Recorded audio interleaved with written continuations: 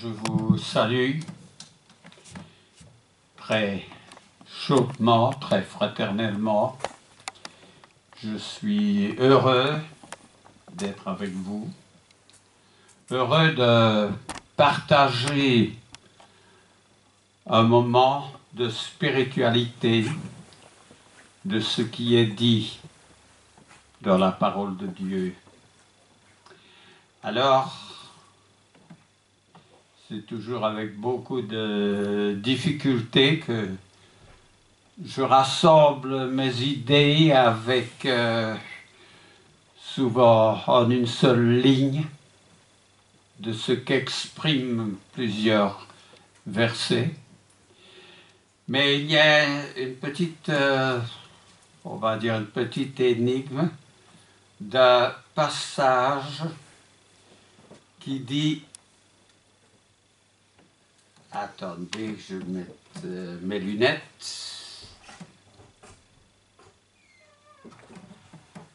de ce qui dit la fumée, ce que la fumée est aux yeux, tel est le paresseux.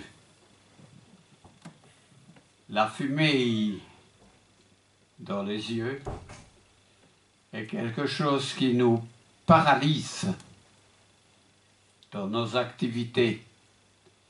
La fumée, ça nous pique aux yeux. Ça ne nous permet pas une bonne vue et ça ne nous permet pas non plus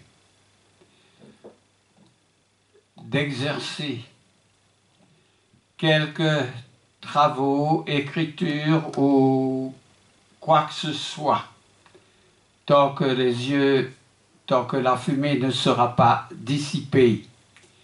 Eh bien, c'est un passage qui se trouve dans la Bible. Ça, c'est dans le livre des Proverbes. Et dans le livre des Proverbes, au chapitre 10 et au verset 22. Alors, je crois que c'est 22 ou 26, mais c'est inutile d'aller voir là, parce que ce passage introduit deux paraboles, en quelque sorte. Peut-être le mot paresseux ne figure pas tel quel, mais il y a la parabole plutôt des talents. Et la parabole des talents a sa raison d'être dans la Bible. Parce que nous avons tous des talents. J'utilise bien le mot talent parce que quand on utilise des dons, qui veut dire la même chose, on pense à des dons spirituels, mais ce n'est pas de cela dont il est question. Il est question des talents. Quel est votre talent? Quel est mon talent? Eh bien, parfois, ça demande une réflexion et surtout une recherche quand nous avons des enfants, des jeunes. Je me souviens qu'au début de mon âge adulte, quand on était encore dans la scolarité, on passait auprès d'un spécialiste. Et ça s'appelle l'orientation professionnelle. Et il essayait de découvrir avec vous les aptitudes qui pouvaient conduire à un métier, à une occupation. Sur la feuille du résultat, en ce qui me concernait, il faisait mis l'horlogerie. Alors c'est quelque chose que je n'avais jamais pensé. Mais ça, c'était le diagnostic du spécialiste. On passait encore une orientation professionnelle aussi avant d'effectuer le service militaire.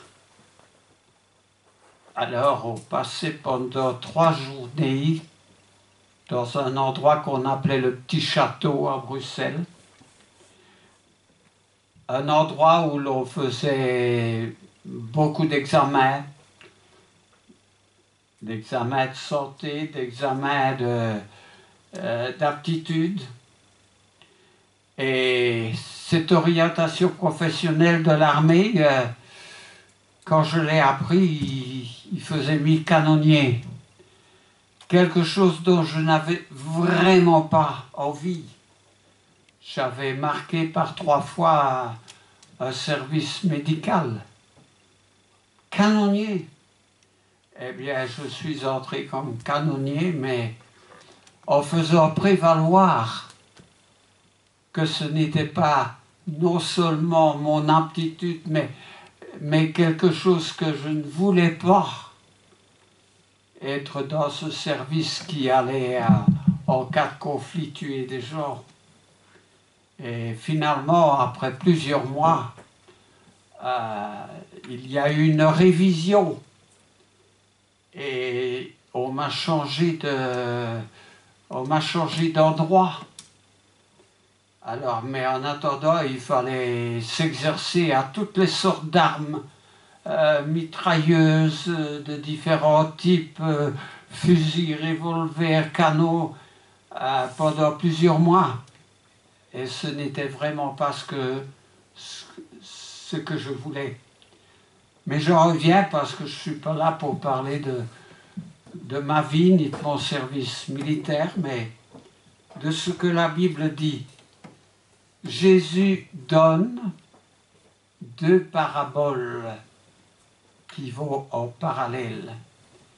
En Matthieu, la parabole des talents, Matthieu 25, et en Luc 19, c'est la parabole des mines.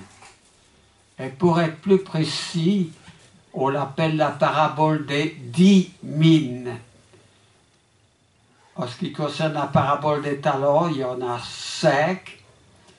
Et alors ça va par 5, 2, 1.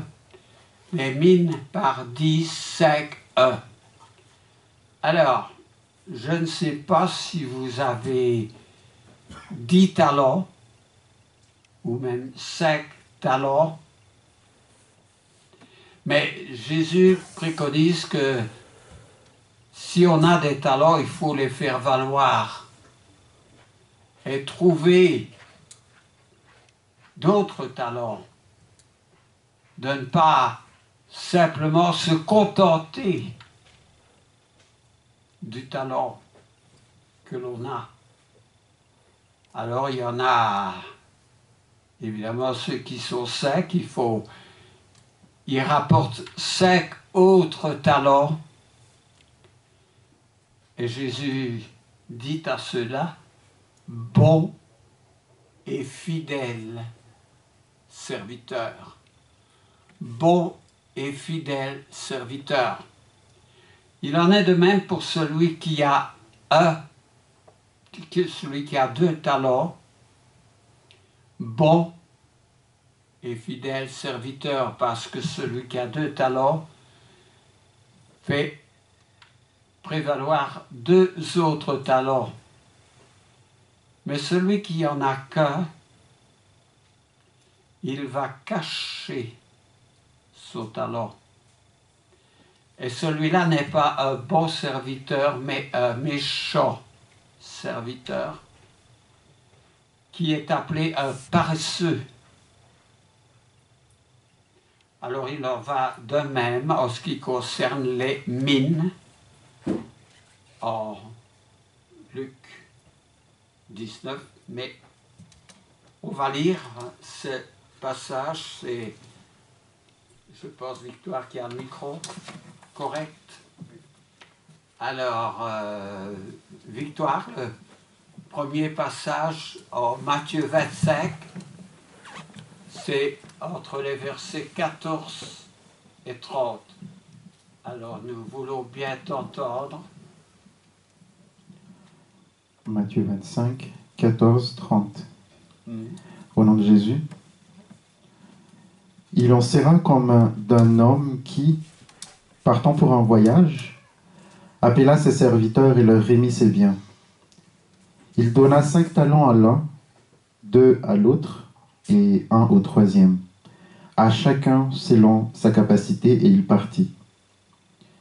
Aussitôt, celui qui avait reçu les 5 talents s'en alla, les fit valoir, et il gagna 5 autres talents. De même, celui qui avait reçu 2 en gagna 2 autres. Celui qui n'en avait reçu qu'un alla faire un creux dans la terre et cacha l'argent de son maître. Longtemps après, le maître de ses serviteurs revint et leur fit rendre compte. Celui qui avait reçu les 5 talents s'approcha en apportant 5 autres talents, et il dit, « Seigneur, tu m'as remis 5 talents. Voici, j'en ai gagné 5 autres. » Son maître lui dit, « C'est bien, bon et fidèle serviteur. Tu as été fidèle en peu de choses, je te confierai beaucoup. Entre dans la joie de ton maître. » Celui qui avait reçu les 2 talents s'approcha aussi, et il dit, « Seigneur, tu m'as remis 2 talents, voici, j'en ai gagné 2 autres. » Son maître lui dit, « C'est bien, bon et fidèle serviteur. Tu as été fidèle en peu de choses, je te confierai beaucoup. Entre dans la joie de ton maître. » Celui qui n'en avait reçu qu'un talent s'approcha ensuite, et il dit, « Seigneur, je savais que tu es un homme dur, qui moissonne où tu n'as pas sémé, et qui amasse où tu n'as pas vanné. J'ai eu peur et je suis allé cacher ton talent dans la terre. Voici, prends ce qui est à toi. » Son maître lui répondit, « Serviteur méchant et paresseux, tu savais que je moissonne où je n'ai pas sémé, et que j'amasse où je n'ai pas vanné. Il te fallait donc remettre mon argent au banquier, et à mon retour, j'aurais retiré ce qui est à moi avec un intérêt. Ôtez-lui donc le talent et donnez-le à celui qui a les 10 talents, car on donnera à celui qui a, et il sera dans l'abondance. Mais à celui qui n'a pas, on ôtera même ce qu'il a. Et le serviteur inutile, jetez-le dans les ténèbres du dehors, où il y aura des pleurs et des grincements de dents. » Amen. Eh bien, là, dans cette parabole, il est question de bons et fidèles serviteurs, mais aussi de serviteurs inutiles. Le serviteur inutile, c'est celui qui a un talent, mais qui va enterrer ce talent. L'enterrer dans la terre, l'enterrer au fond de son cœur, l'enterrer dans la désobéissance, l'enterrer dans l'absentéisme. Il y a plusieurs manières d'enterrer un talent. Est-ce que nous avons un talent? Avons-nous 2 talents? Moi, je ne peux pas dire combien de talents vous avez. Je parlais hier avec mon petit-fils. Et mon petit-fils, vous savez, la vie est dure. Là où il se trouve, il a 3 occupations. C'est beaucoup, mais à 30 ans, on peut encore... on a encore la force physique d'assumer 3, on va dire 3 métiers. C'est peut-être pas vraiment des métiers, mais 3 occupations. Et vous savez quelle est la 3e occupation? C'est une occupation qui lui rapporte très peu d'argent, très peu. Mais la 3e occupation, c'est l'occupation qu'il a dans l'Église. Parce qu'il enseigne dans l'Église où il se trouve. Malgré ces 2 autres occupations qui lui prennent pratiquement le temps de la journée complète, de la journée de travail. Mais je suis heureux d'entendre ça. quelquefois avec les enfants, comme dit David et Salomon, il faut les entraîner. Il ne faut pas attendre qu'ils s'entraînent tout seuls. Notre fils dit que nous avons été quand même assez durs avec lui. Mais aujourd'hui, je suis heureux parce que nous avons un fils qui est prédicateur, un petit-fils qui prêche. Et c'est une bonne chose. Dans le royaume de Dieu, qu'il y ait des gens qui soient actifs, qui prêchent, ou par n'importe quel autre talent. Parce que nous savons dans l'Apocalypse qu'il est écrit « Soyez froids ou bouillants, mais je vomis les tièdes. » Et avant d'être froid, on commence par devenir tiède. J'ai assisté au décès d'une personne cette année. Les moments proches où cette personne venait de décéder, elle était tiède. Mais quelques heures après, cette personne était froide. Vous avez un seau d'eau chaude. Après quelques heures, cette eau, si vous ne la maintenez pas à température, elle va devenir froide. Alors, quel est notre talent? Quel est votre talent? Que faites-vous de votre talent? Il y a la parabole des 10 mines que nous allons lire aussi, c'est en Luc, au chapitre 19, les versets 11 à 27. Au nom de Jésus, Luc 19, 11, 27. Ils écoutaient ces choses et Jésus ajouta une parabole, parce qu'il était près de Jérusalem et qu'on voyait qu'à l'instant, le royaume de Dieu allait paraître. Il dit donc, un homme de haute naissance s'en alla dans un pays lointain pour se faire investir de l'autorité royale et revenir ensuite. Il appela 10 de ses serviteurs, leur donna 10 mines et leur dit « Faites-les valoir jusqu'à ce que je revienne. » Mais ses concitoyens le haïssaient et ils envoyèrent une ambassade après lui pour dire « Nous ne voulons pas que cet homme règne sur nous. » Lorsqu'il fut de retour, après avoir été investi de l'autorité royale, il fit appeler auprès de lui les serviteurs auxquels il avait donné l'argent, afin de connaître comment chacun l'avait fait valoir.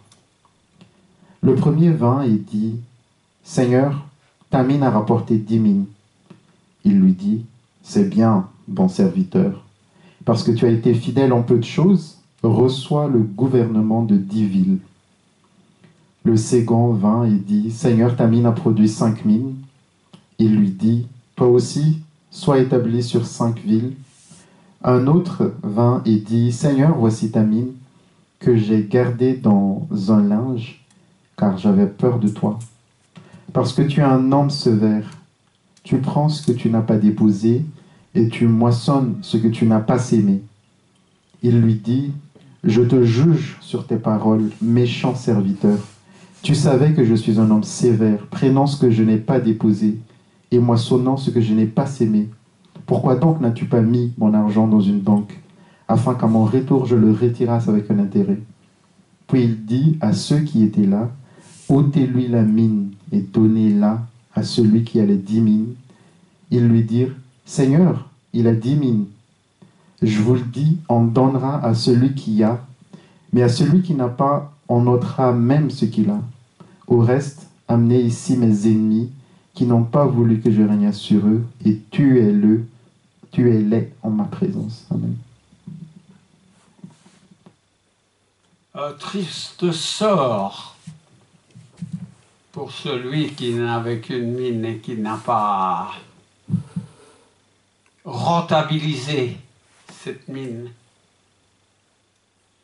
Vous savez, j'ai peu d'amis, mais j'ai quelques amis aujourd'hui qui sont vraiment très riches.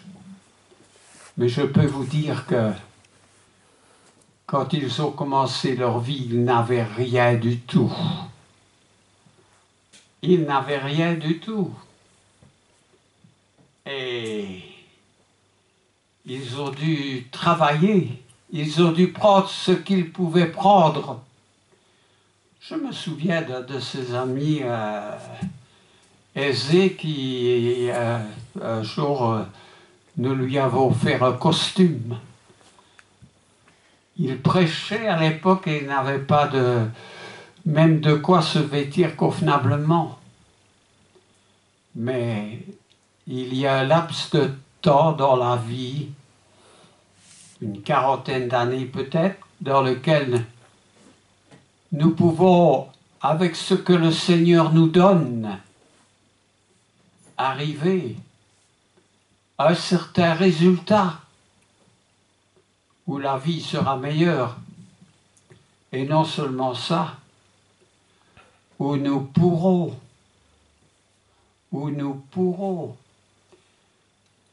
contribuer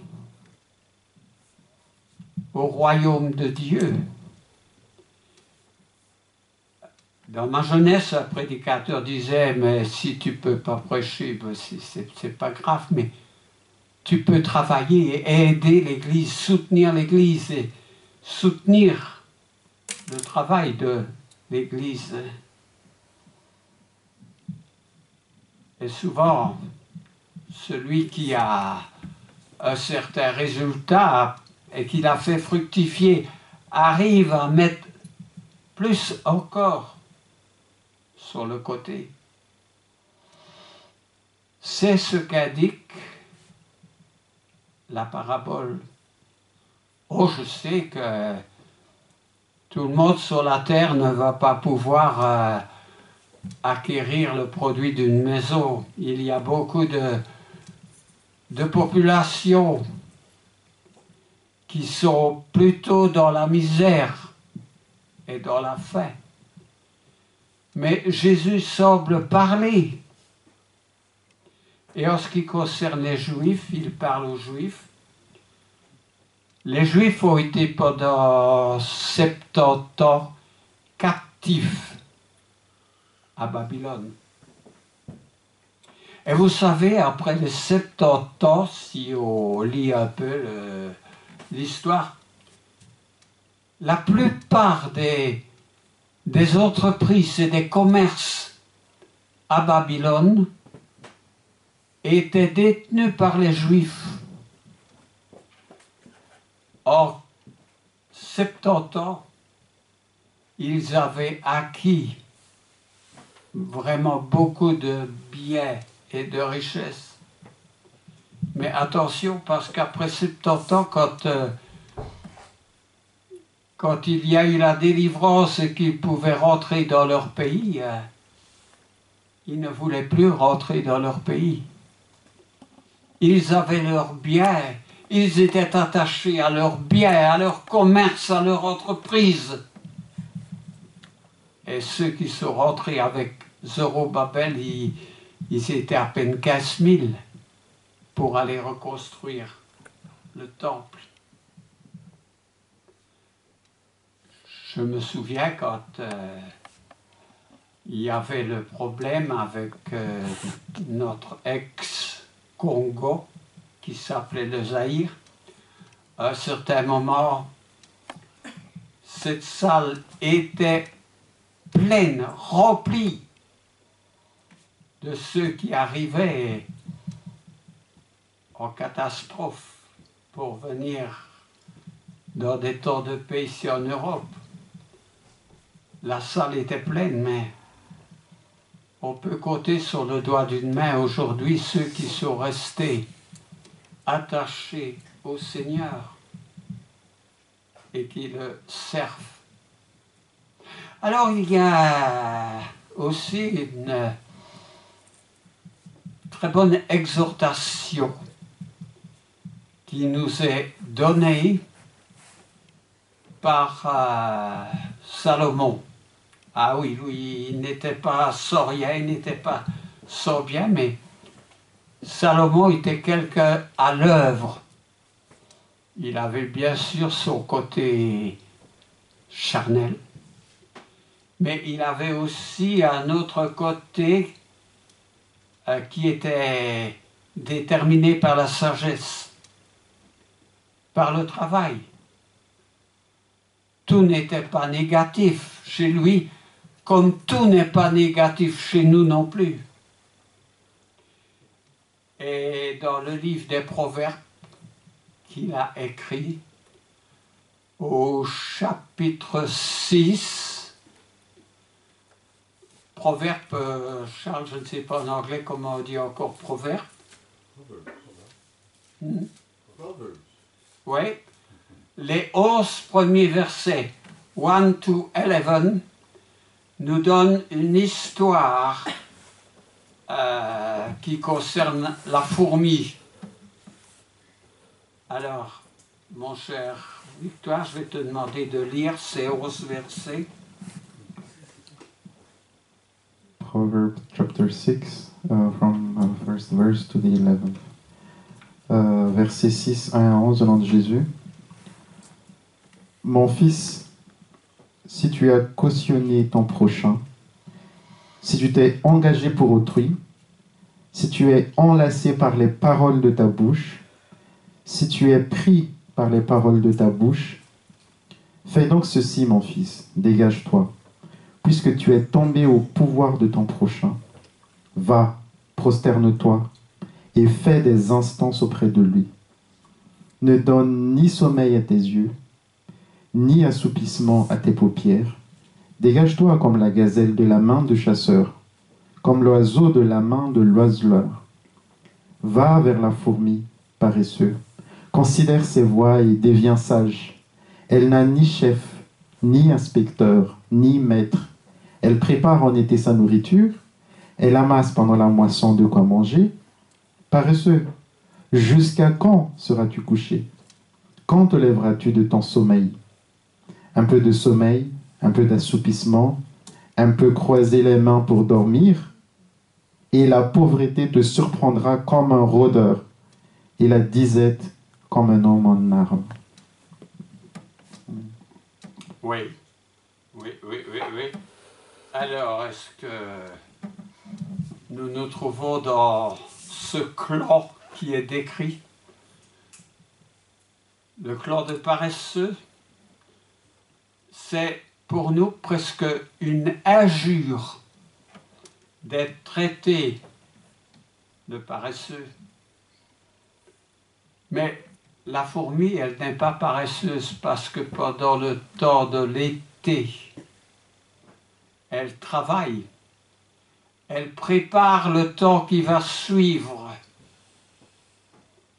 Et nous, quand nous allons bien, nous sommes dans le temps de l'été parce que, en prenant de l'âge, toutes les choses ne vont plus aussi bien.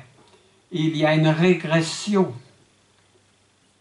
Est-ce que nous avons pris assez? Ou bien nous allons avoir besoin d'un médicament, de quelque chose que nous ne pourrons nous passer? Cette pensée est poursuivie dans le 24e chapitre des Proverbes. Donc, Proverbe 24, les versets 30 à 34, 32, 34, que nous apprécierons d'entendre, mon frère. Proverbe 24, 30, 34. J'ai passé près du champ d'un paresseux et près de la vigne d'un homme dépourvu de sens. Et voici, les épines y croissaient partout. Les ronces en couvraient la face, et le mur de pierre était écroulé. J'ai regardé attentivement, et j'ai tiré instruction de ce que j'ai vu. Un peu de sommeil, un peu d'assoupissement, un peu de croiser les mains pour dormir, et la pauvreté te surprendra comme un rôdeur, et la disette comme un homme en armes. Un chemin qui n'est pas entretenu est un chemin où il y a des ronces, des épines. Un chemin qui est difficile d'accessibilité. J'habitais la campagne autrefois et je me souviens de certains chemins où il était très difficile. Il y a pareillement des routes. Si ces routes sont mal entretenues, elles deviennent dangereuses. Il y en a certaines où il faut faire de grands détours parce qu'on ne peut plus passer par ces chemins. Cela fait faire beaucoup de kilomètres. Mais encore, quelque chose qui n'est pas entretenu. Peut-être notre esprit n'est pas entretenu spirituellement. Et les premières paroles, probablement le verset 30, utilise le terme paresseux. N'est-ce pas, Victoire, toi qui as lu? Tout à fait, oui. 24-30, relis le verset 30 peut-être.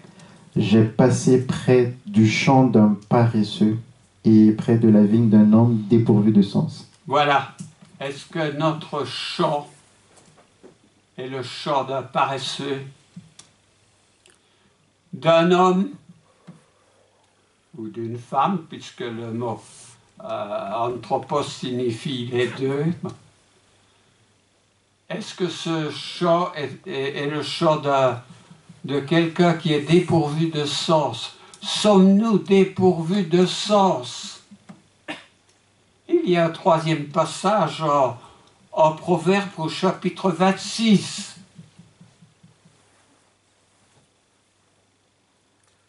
Entre les versets 13 à 16, 26, 13 to 16, il le Proverbe. Proverbe 26, 13 à 16, donc juste la page à côté. Le paresseux dit, il y a un lion sur le chemin. Il y a un lion dans les rues. La porte tourne sur ses gants et le paresseux sur son lit. Le paresseux plonge sa main dans le plat et il trouve pénible de la ramener à sa bouche. Le paresseux se croit plus sage que cet homme qui répond avec bon sens. Ouais.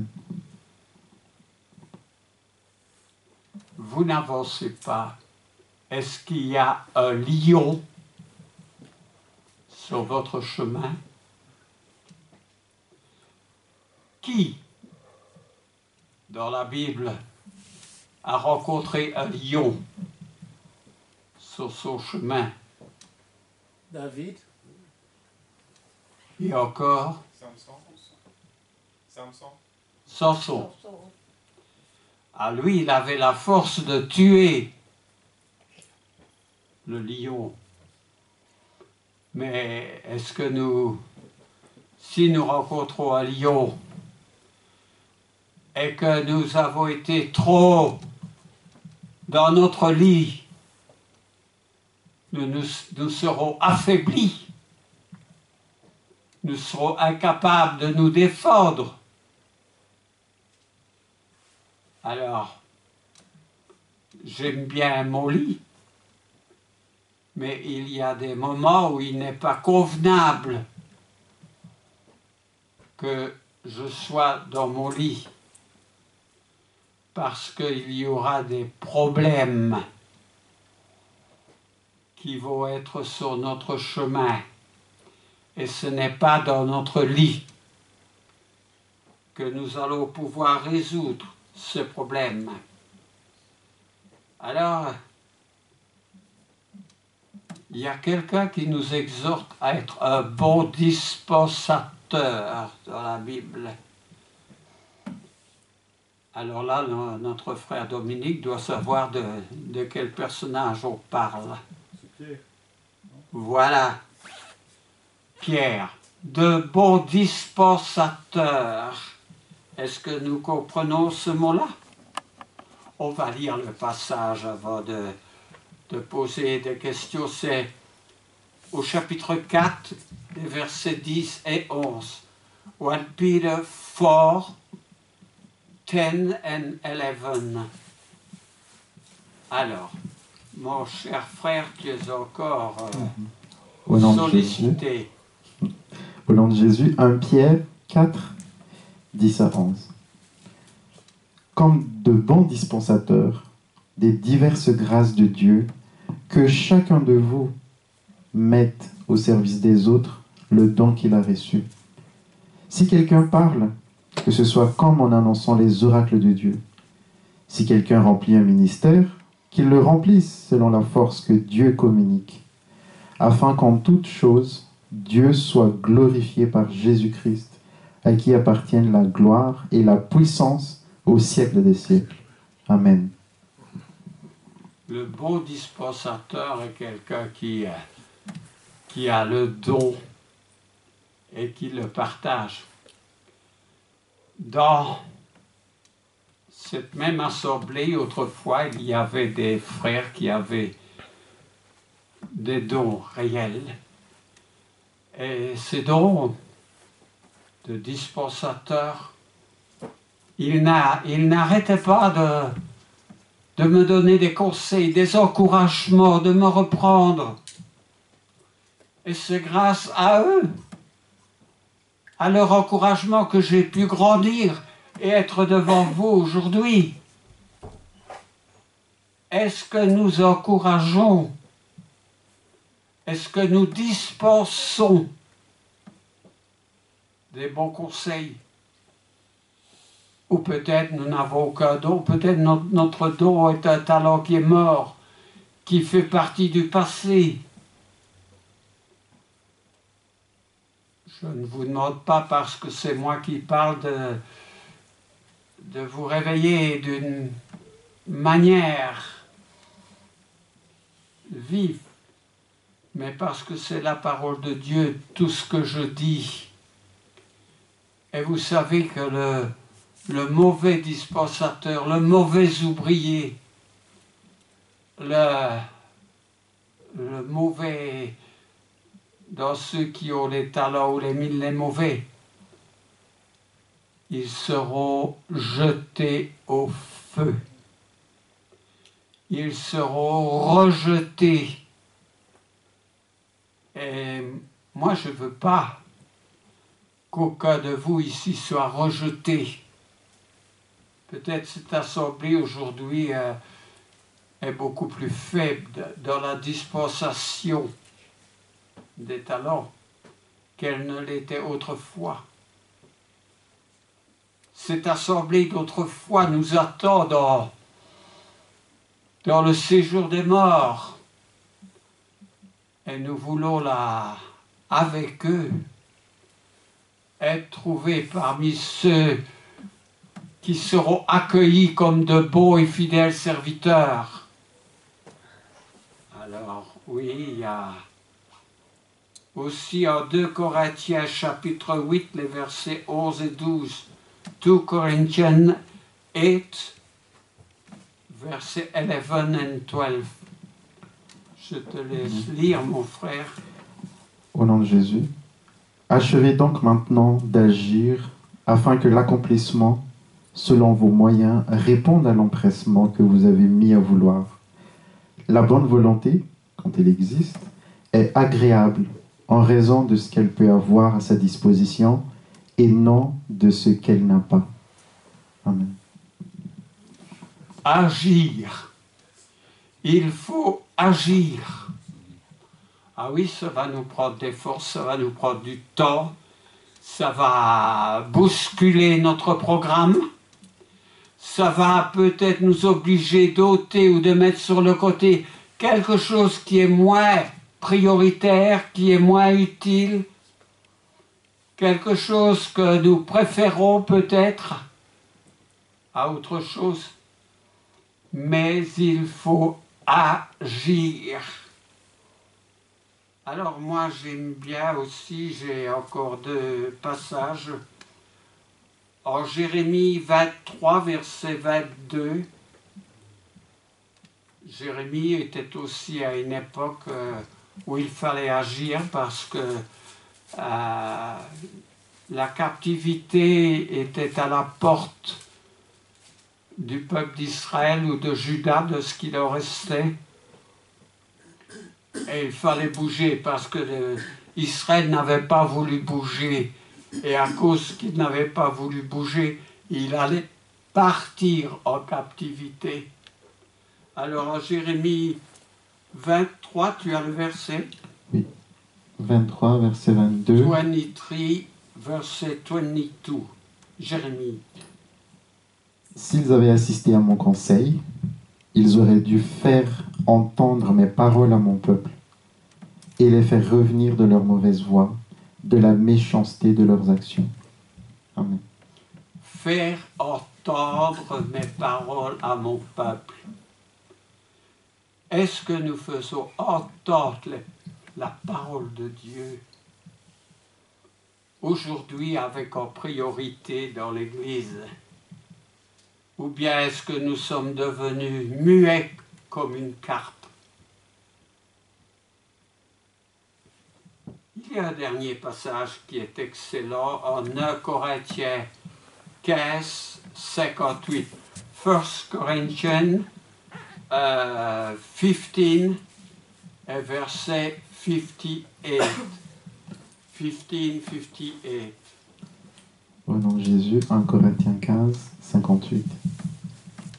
Ainsi, mes frères bien-aimés, soyez fermes, inébranlables, travaillant de mieux en mieux à l'œuvre du Seigneur, sachant que votre travail ne sera pas vain dans le Seigneur. Amen. Travaillant de mieux en mieux dans l'œuvre du Seigneur, parce que notre travail ne sera pas en vain. Est-ce que nous saisissons cela? Travailler dans l'œuvre du Seigneur. Alors il y a un cantique qui dit « Travaillons et luttons, nous sommes au Seigneur ». On connaît ce cantique. On le chante. Mais c'est juste de belles paroles. Est-ce que nous joignons la pratique à ce qui sort de notre bouche, à nos louanges? Ou est-ce que nous sommes sincères? Est-ce que ça vient du fond de notre cœur? Travaillons et luttons, nous sommes au Seigneur. Alors, je ne vais pas continuer tout le cantique. Eh bien, j'achève là ma prédication, vous savez, pour repérer et pour marquer les passages avec ma faible vue, j'ai mis 3 jours. Mais je suis heureux parce que j'ai travaillé pour le Seigneur. Alors, mais je serai encore plus heureux si nous travaillons ensemble, tous ensemble, pour le Seigneur. Parce qu'il y a une grande foule autour de nous. Et si l'un ou l'autre se trouve, c'est parce qu'on a semé. Alors, à Dieu soit la gloire. Amen. Amen.